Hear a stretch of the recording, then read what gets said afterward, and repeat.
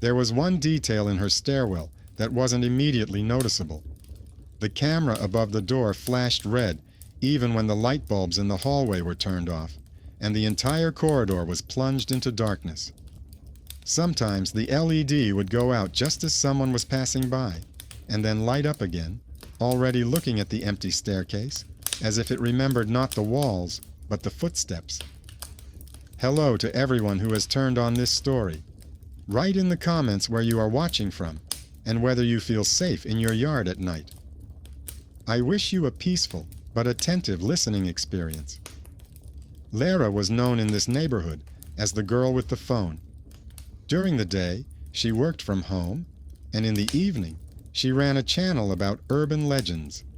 She lived with her mother and younger sister, constantly counting money and hoping that the channel would one day get them out of this old house. Therefore, she viewed every legend as raw material. If she could turn it into a verifiable story, the video would get views. She learned about the Courtyard, where no one takes pictures from a comment under her video. Someone wrote that there is an arch under which phones turn off, and in the 90s, a photo was taken there in which a shadow smiled later than the person. Other users quickly joined the discussion, with some claiming that locals avoid the archway because they don't like cameras there. For Lara, this was just noise, until her mother mentioned at dinner that there was a courtyard in their city where after one incident, people stopped taking photos, and children took a detour. She couldn't remember the names of the streets, only saying that there are places where the city itself doesn't want to be photographed. Lara habitually wrote it down in her notebook. Archway, 90s, old photo, vanished courtyard. A couple of days later, the legend came to life. Two women were arguing at the entrance. One was pulling a child, saying that she would not let him go to that arch because phones die there, while the other laughed and, to prove the opposite, walked through the passage with her smartphone turned on. Lara saw the screen twitch, go blank, and then reboot. The woman's laughter quickly stopped. She hid her phone and didn't look in that direction again. Then Lara approached the arch herself. It was ordinary in shape, but the sound was muffled under the arch, and the concrete on the right was a different shade. A strip of darker paint, as if something had been painted over it. A little higher up, faded lines could be made out, forming a curved arc. If you squinted, you could make out a face without any details, just a mouth stretched to the side. Lara took out her phone, opened the camera, and took several photos of the empty opening. Then she switched to the front camera and took a picture of herself against the wall. The screen froze for a second, but the photo was still saved. She walked through the archway several times.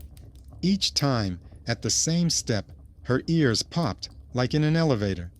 The signal strength dropped by 1 bar, but did not disappear completely. When she stepped out into the courtyard, the air became lighter, and the noise of the street returned. An elderly woman appeared on the playground, glanced quickly at the camera, and turned away so as not to be caught on camera. On the bulletin board next to the arch, Lara noticed an old, half-torn piece of paper, the bottom part of a missing teenager poster, without a photo or date, but in the place of disappearance line, someone had handwritten the short word, arch. At home, she downloaded the photos onto her laptop. In the pictures of the archway, everything looked normal until she enlarged her portrait. In one shot, she seemed to be standing half a step further away than she remembered. The line of the threshold shifted relative to her feet. In another, the shadow from her head fell not where the dim lamp should have cast it. Looking closely, she saw the faint outlines of a circle and 2 lines under the fresh paint on the wall. A primitive smile, like in a child's drawing, blurred but persistent. The sound on the video was also acting strangely. In the editing program, she saw identical gaps in the track. Every time she passed under the arch, she disappeared from her own voice for a fraction of a second, as if someone had cut out a piece of time. The gaps were almost in the same place, coinciding with the darker section of the wall.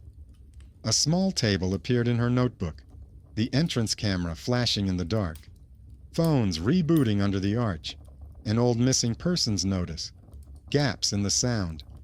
Separate details began to come together into a picture. At night, she was awakened by her phone ringing. On the screen was a message from a friend on the channel. He asked if she had decided to launch a new format, because he had received a strange video of her coming out of some archway and waving her hand, and then the video disappeared from the conversation. At that moment, Lara was asleep at home. Her phone was lying nearby. The screen was locked. She opened the file list. The last one was her daytime video, and just above it was a short system file without a preview, lasting a few seconds. When she tried to open it, an error popped up. She sat down at the table, turned the notebook to a blank page, and carefully wrote new lines.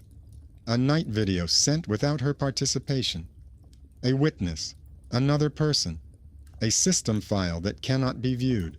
Underneath, she wrote, a courtyard that chooses what to show the camera.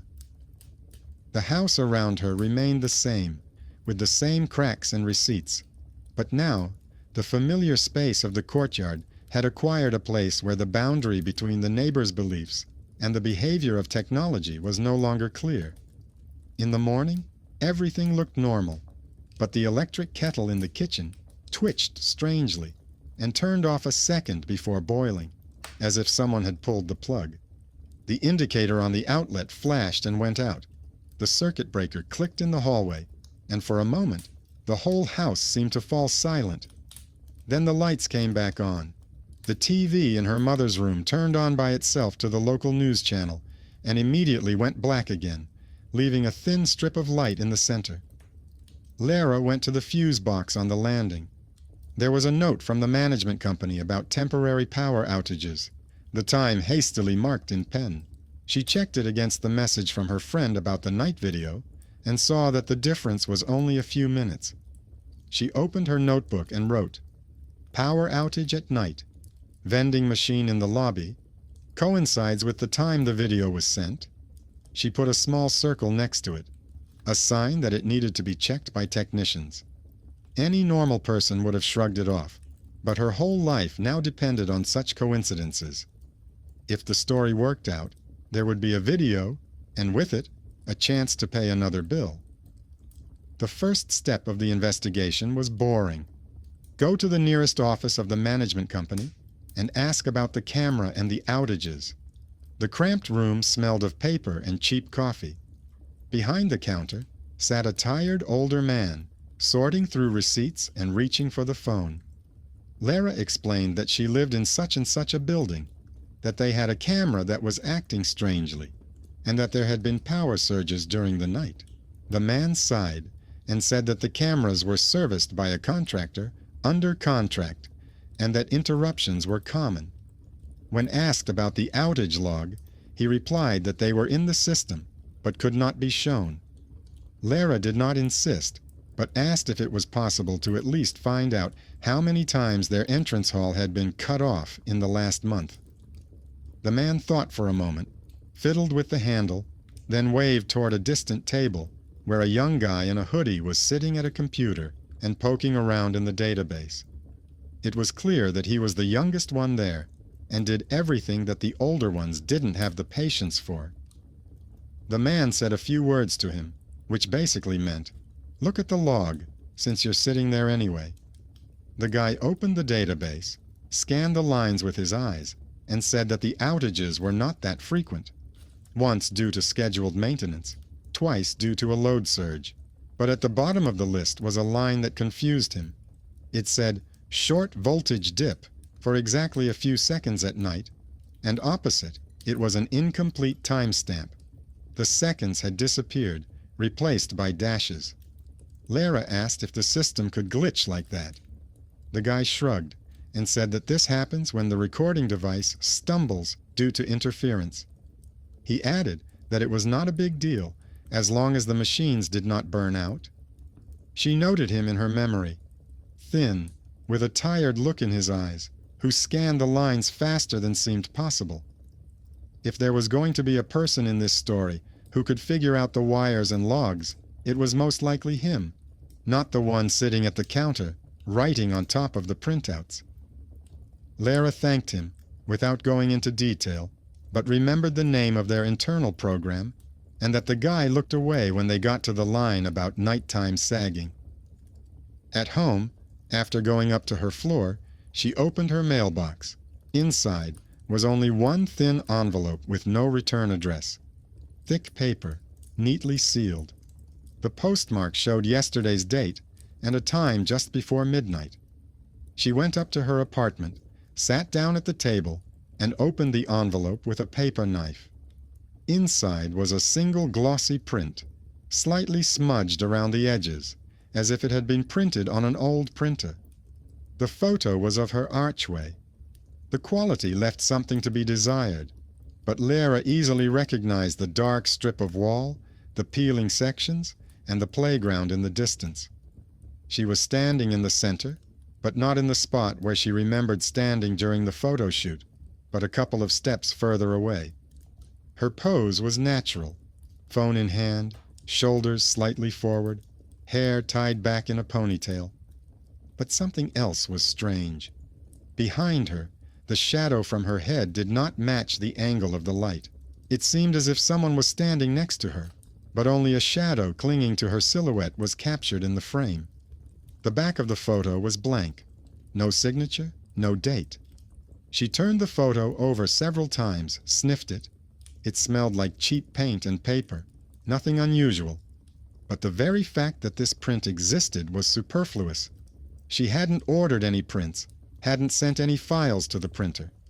Last night, she had only downloaded the video to her laptop and chatted with a friend on the channel, so someone else had access to the footage. Lara opened her laptop and looked through the folder with the originals again. She immediately found a photo that looked very similar to the one that had been sent to her. In it, she was standing closer to the edge of the arch, and the background matched almost perfectly. Only the shadow in her file fell differently. It was shorter and slightly to the side. In the sent print, there was a barely noticeable shift, as if the shot had been taken from the same point, but a few seconds later, when she had already moved on. She checked the file properties, the creation time, and the size. Everything matched the moment the photo was taken. No additional duplicates, no traces of external interference. She wrote in her notebook, "Anonymous photo, print from the original, but with the position of the figure changed." Under this line she added, "Someone has a copy of something that no one but me and the device should have." This was beyond a simple play of light, but she had neither the money nor the connections to take it anywhere higher. And how could she explain to someone that it wasn't the envelope itself that bothered her, but the difference of a few steps in the photo? Instead of giving up, Lara did what she always did in such situations. She decided to dig deeper. Escalation was her choice, not someone else's. She came up with a way to check who and how could add to the reality around the arch. In the evening, when her mother went to her neighbors to discuss medication, and her sister sat down with her textbooks, Lara took out an old webcam she once used for streaming and a compact tripod. She decided to leave the camera on all night, pointing it directly at the front door and a section of the yard where the arch was visible in the distance. She found a dirty but still sturdy plastic bucket in the storage room, turned it upside down, placed the tripod on it closer to the window, secured the camera, and ran the cable to her laptop. The image was grainy, but the arch in the distance was visible. There was a slight ripple on the screen from the streetlights and the occasional lights in the windows. She turned on the recording, checked that the sound was working, and walked away. It was late in the evening, and the yard outside the window was gradually emptying. Before going to bed, she glanced at the monitor once more. The black and white image of the courtyard, the archway a dark rectangle, the occasional glare of headlights running along the branches of the trees. Everything seemed boring, and even a little soothing. Lara turned off the light in the room, leaving only the dim light from the screen, and closed the door so as not to disturb her family. She knew that having a laptop with a camera in the room was not the best idea from a security standpoint, but she told herself that she was doing it for the sake of the material. It was a conscious decision on her part to leave the camera on to check who or what was using the technology around the arch. The night seemed difficult to her. Whether it was fatigue or the silence that pressed through the walls, she slept fitfully. Several times she thought she heard someone walking in the hallway in socks, carefully trying not to touch the creaky floorboards. Once, she clearly heard a familiar sound, the short, double beep her laptop makes when a new device is connected to it. The thought flashed through her mind that no one but her knew how to use it, and then she immediately fell back into a drowsiness. In the morning, the first thing she did was go to her room instead of the kitchen. The laptop was on. The recording program was hanging on the screen, showing a long strip of the timeline. The camera was still pointing at the yard. The recording strip for the middle of the night was almost flat. Sometimes there were flashes, cars passing by, doors slamming. But one spot immediately caught her eye. Around the middle of the night, when the house was already asleep, the sound disappeared completely for a few seconds, and the image froze like a still frame. Then the recording continued, but the time scale at the bottom jumped. A couple of seconds simply did not exist. Lyra rewound to this section and turned on frame-by-frame playback. Before the gap, you could see a lone figure walking across the courtyard, wrapped in a jacket, dragging a bag, hurrying toward the entrance. His face was indistinguishable, his figure dissolving into the shadows. Just as he was about to raise his head toward the entrance camera, the image jerked and froze. Only faint background noise could be heard in the silence. After the glitch, the frame came back to life with an empty courtyard. The man disappeared as if he had been cut out. She paused the video and zoomed in on the area around the archway. On the frosty glass of the entrance camera window, which was in the far corner of the frame, a reflection appeared for a few pixels. It was blurry and fuzzy, but very similar to a human face. Only it was not turned toward the courtyard, but somewhere upward, toward the window where her laptop was standing. Lyra looked at her own window from the inside and caught herself doing what she had always avoided, comparing pixels not with data, but with something that could be called a gaze. She returned to her notebook and carefully wrote down new items. Night recording with a gap. Disappeared man under the arch. Reflection looking at the room. Double peak of connection at night. The list grew longer and longer, and no longer fit on one page. But it still did not contain a single fact that could be reported to the police or technicians. Only strange coincidences at the level of everyday trifles. At that moment, the doorbell rang. It was a normal, short ring, without the characteristic sticking sound that children make when they play. Lyra looked through the peephole and saw the same elderly woman from the playground who had walked away from her camera by the archway yesterday. The neighbor was holding a small package in her hand. Lyra opened the door. The woman handed her the package, said that they had mixed up the apartments, and explained that the courier had left the package with her because Lyra's family had not opened the door in the evening. There were no store logos on the box, only a white sticker with the address and name written by hand.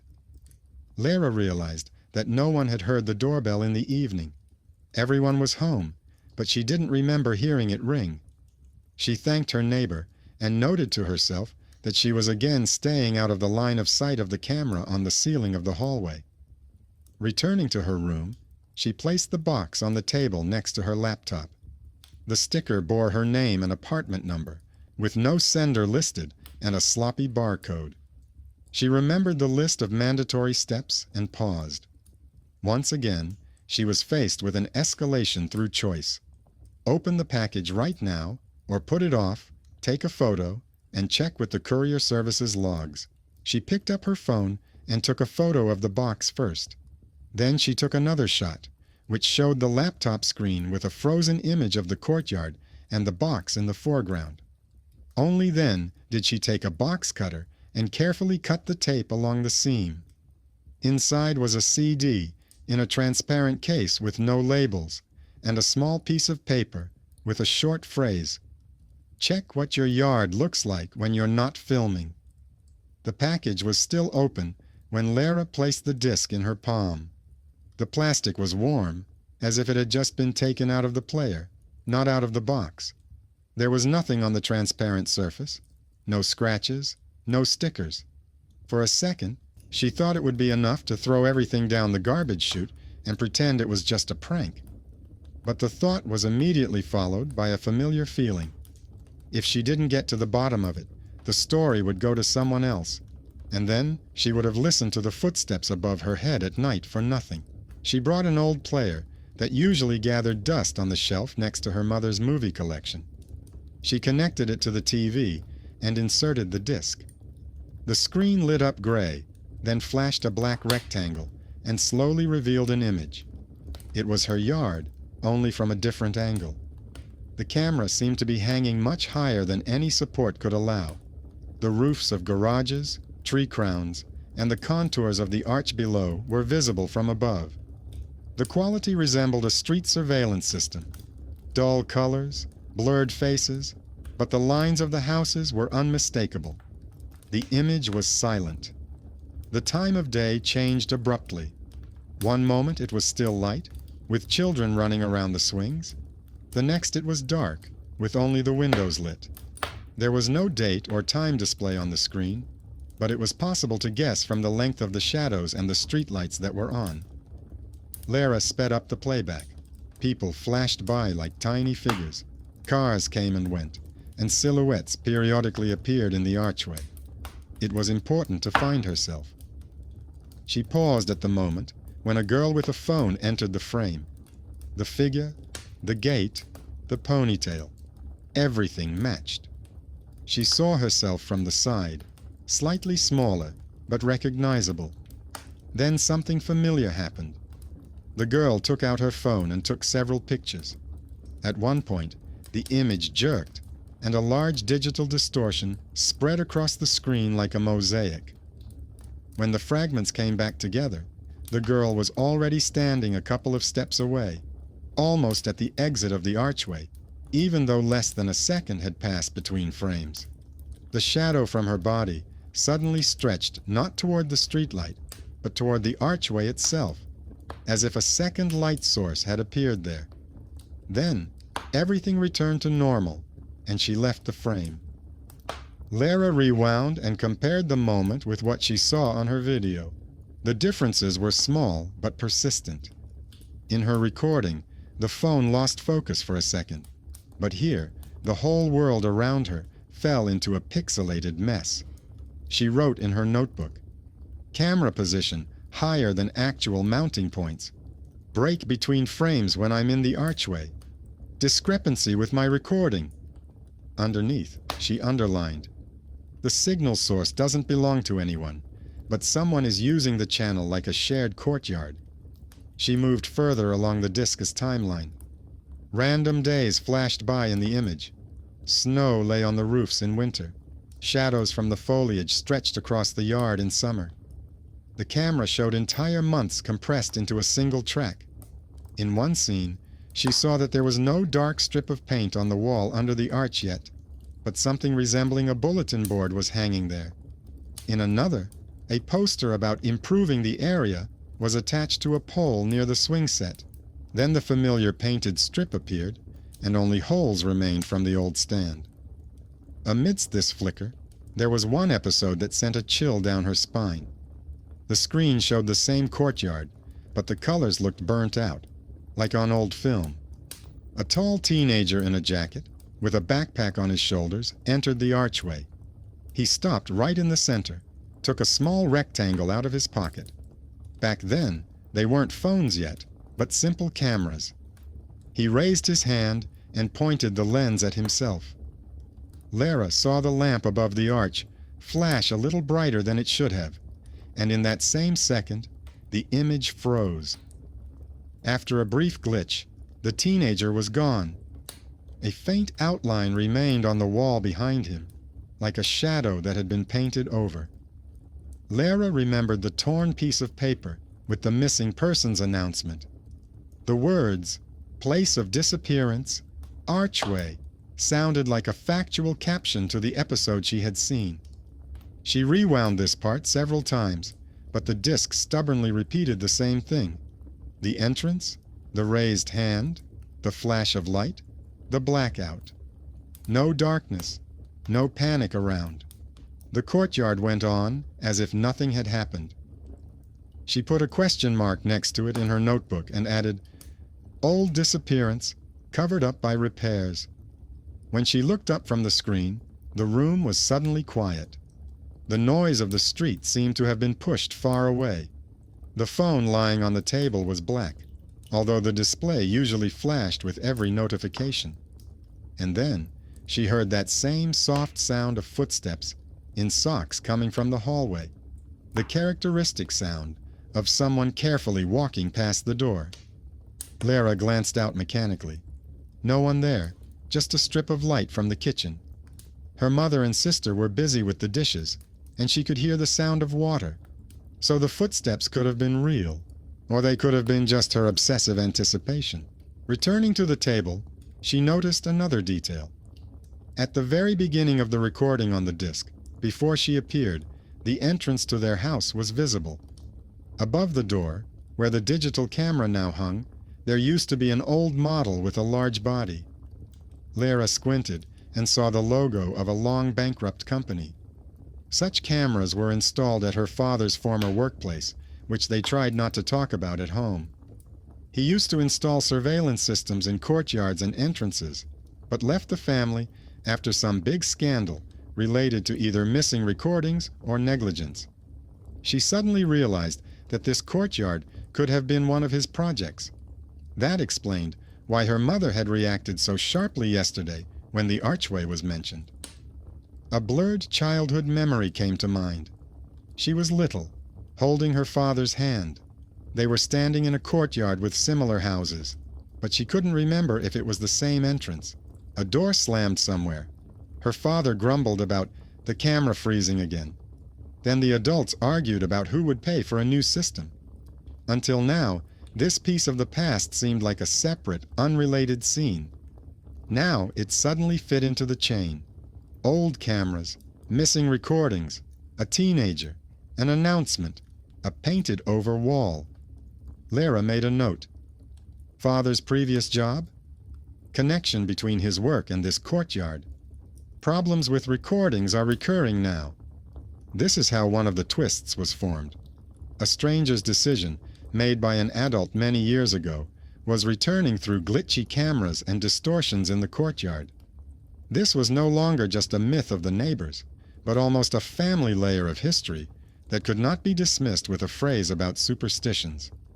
She turned off the player, took out the disc, and carefully put it back in the box. The idea of taking everything to the editorial office of some TV channel seemed tempting, but they would demand specifics. Dates, official documents, permission to publish the footage, perhaps even expert opinions. So far, she had only one such expert, the guy from the management company who had glanced at the outage logs. As she made her decision, Lara remembered how he had involuntarily lingered on the line about the nighttime blackout, and how quickly he had wanted to close the window. It wasn't just fatigue, but recognition. Perhaps he had already encountered something similar at other sites. Brief power surges, disappearing images, fragments of seconds. This story needed someone who could read the logs as carefully as she read the comments under the video. She found the management company's contact information on her phone, dialed the number, and arranged a return visit under the pretext of clarifying details about the camera and the electrical panel. In the evening, before leaving, she looked again at the disc and the photo from the envelope.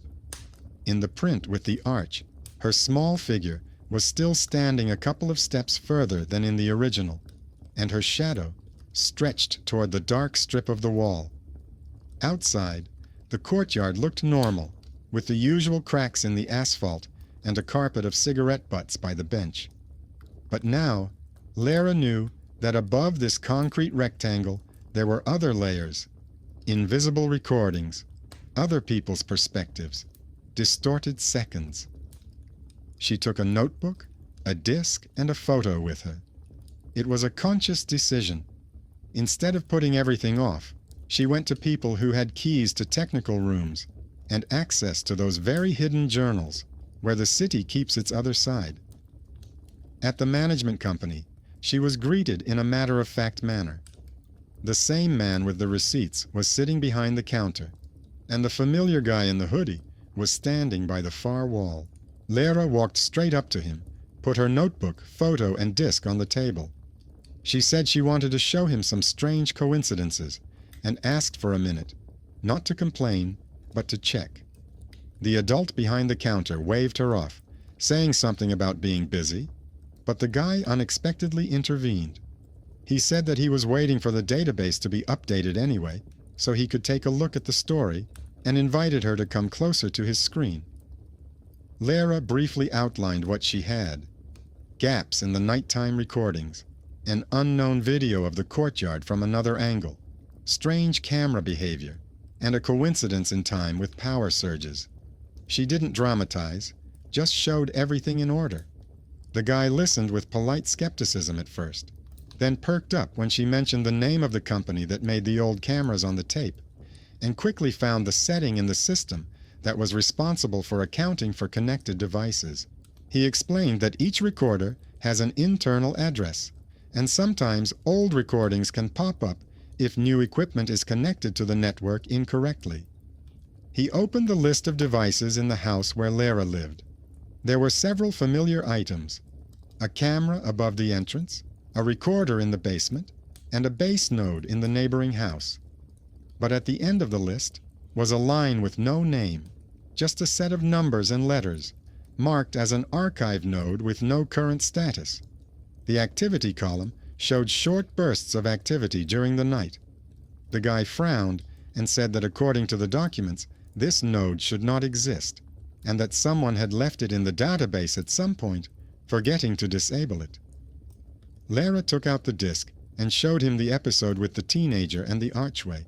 The guy stared at it for a long time, then said that they used to shoot from such angles when they were recording from both the entrance and the roof at the same time to cover the entire courtyard. According to him, old recorders could store fragments even when they appeared to be turned off, if power remained in some abandoned area. He admitted that he had encountered similar night flashes a couple of times in other houses, but no one complained there. They were attributed to interference. The decision to intervene was a joint one. Lara suggested going to the basement to look at the recorder with her own eyes. The guy hesitated, reminding them that access was formally restricted and required permission from management. But then he himself said that he was technically responsible for the equipment's serviceability, and if there was an unknown node on the list, it was his direct duty. The man at the counter muttered something about responsibility, but still handed over the keys to the basement. The descent into the basement was almost mundane: concrete steps, a damp smell, a dim light bulb on the ceiling. Behind the first door was junk, pipes, cables. Behind the second was a small room with a metal cabinet housing a server, several flashing indicators, and an old monitor with a thick case. A modern recorder occupied the top shelf, with bundles of wires leading to it. Just below it was another one, covered with a layer of dust, but with a thin strip of light on the front panel. It seemed that someone had once forgotten to turn it off completely. The guy checked the list of devices. The monitor screen indeed showed 2 recorders, the new one and the old one, the one with the archive address. In the status column, the archive was listed as offline, but the indicator on the case stubbornly continued to glow. He said that this shouldn't be the case, and added that power was still being supplied to it physically, albeit with an error. Lara noticed a sticker on the side of the case with a faded logo. The name matched what she had seen on the old recording of the courtyard. Her guess about her father's objects was becoming almost obvious. The guy connected a cable to the old recorder and transferred the image to the monitor. The familiar grain she already knew from the disc appeared on the screen. A few seconds of black background, and then the same courtyard from above, smoothly transitioning from day to night. He said in surprise that the stream was live, not from the archive, even though the device should have been turned off. Lara saw a small sign in the corner of the screen, the very internal designation of the node that was listed as empty in the database. Then the same effect she had already seen on the disk began to occur. A person entering the archway appeared in the frame. The camera jerked, and for a moment the image fragmented into squares, and then the figure appeared slightly further away than it had been. But now it was not a teenager, not a random passerby, but a middle-aged woman whom Lara knew from the courtyard. A mother who always carried bags and scolded her neighbors for being noisy. She was clearly going about her business, unaware of the strangeness, until the invisible camera tried to reassemble her in the frame. Lara felt her fingers tighten around the notebook. She remembered how she herself had stood under the archway, raised her phone, and fallen into a similar trap. There was something deeply wrong with this. A house that not only watches its residents, but also records them in a way that suits itself, not them. The guy said that this behavior was like the device constantly trying to synchronize with something that was no longer there. Perhaps there used to be a network with 2 recorders here, and now one is stuck with the wrong settings and continues to disrupt the space around it. He suggested a simple technical solution: completely de-energize the old recorder and remove it from the circuit, and manually delete the archive node from the database. But then he added that this should be done in such a way as not to knock out the new cameras and leave the house without surveillance. Otherwise, there would be more complaints than strange stories. He took responsibility. He said he would write a memo stating that the old node was causing interference and threatening the stability of the system. Lara understood that at that moment he was becoming the underappreciated person who could really make a difference. In the eyes of his superiors, he was just an operator, but in fact, he was in control of the entire invisible side of the house. She asked if she could make a copy of part of the log before it was turned off. He replied that according to the rules, it was not allowed, but if she limited herself to a small fragment without faces, just with timestamps and device status, then it could be formalized as a technical extract. They saved a few minutes of footage where you could see the arch collapsing when people appeared. In the logs next to these moments, there were short notes about voltage drops and internal synchronization errors. No mysticism, just glitchy lines. For Lara, these were exactly the documentary traces that were missing. Receipts, logs, video fragments confirming that there was a grain of truth in the courtyard legend, which no one had noticed in time. When the guy turned off the power to the old recorder, the indicator did not go out immediately.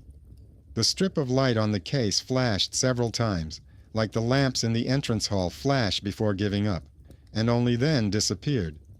The image on the monitor twitched, revealing another short frame of the courtyard.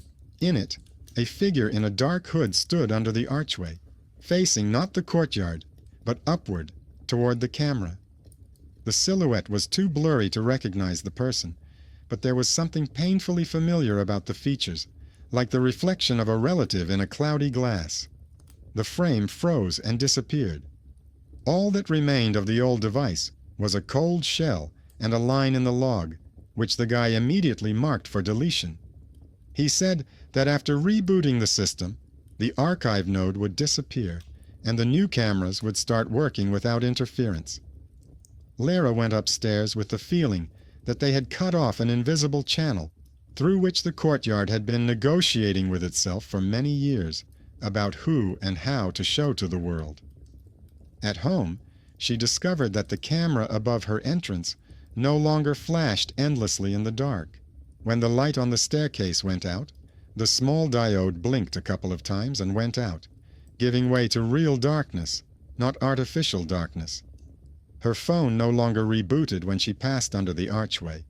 The connection dropped for a brief moment, and then immediately returned. Traces of old plaster were visible on the wall, but the dark strip of paint was soon repainted, this time more evenly. A few days later, Lara returned to the archway during the day, without a camera and without any intention of filming anything. She simply walked under the archway, empty-handed, counting her steps. No gaps in the sound, no pressure in her ears. On the bulletin board hung a fresh notice from the management company about planned work to modernize the surveillance system and decommission outdated equipment. At the bottom, it was noted that the temporary malfunctions had been fixed. There was no mention of complaints about the strange behavior of the cameras. No one but her seemed to think it was a problem. In the evening, she opened her laptop and began writing a script for the video. It contained less mysticism than regular viewers expected, and more facts. The archway, which had been blamed for one old disappearance. Cameras connected in such a way that one forgotten recorder continued to cling to the new ones. A log of outages, where someone had once decided that short anomalies were not worth paying attention to. She carefully included the family line without mentioning any names or addresses, the previous job of the man who had once put the walls under surveillance, and how his decisions had come back to his daughter years later through glitches in the network. In the finale of the script, she left the audience with a choice: to believe in a courtyard that doesn't like cameras, or to accept the idea that sometimes a city becomes dangerous not because ghosts live in it, but because iron and people have been adding to each other uncontrollably for years. She clearly showed that justice here is not in exposing miracles, but in the fact that someone finally did their quiet work to the end, turned off what should have been turned off, and stopped allowing technology to choose who to keep in the frame. When the script was ready, the lights in the entire apartment flashed as usual, briefly once. The kettle in the kitchen continued to work. The indicator did not go out. The circuit breaker in the hallway clicked, but did not trip. The phone on the table flashed with a notification. That same acquaintance sent a message saying that the arch no longer jams the connection, personally verified. Lara smiled and wrote the last line in her notebook. There are no more courtyards where no one takes pictures. What remains is a courtyard where people decide for themselves when to press the camera button. The scary thing here was not that the arch seemed to be eating someone, but how long no one wanted to see the common pattern in the chain of oddities. And calm did not come with a miraculous last-minute rescue, but with the fact that a few people, a girl with a notebook and a guy at someone else's computer, decided not to turn away from the flashing lights and incomplete lines in the database. The world around remained the same gray, with the same cracks in the asphalt, but there were now slightly fewer places where technology and silence decided for people what would be remembered and what would disappear between frames.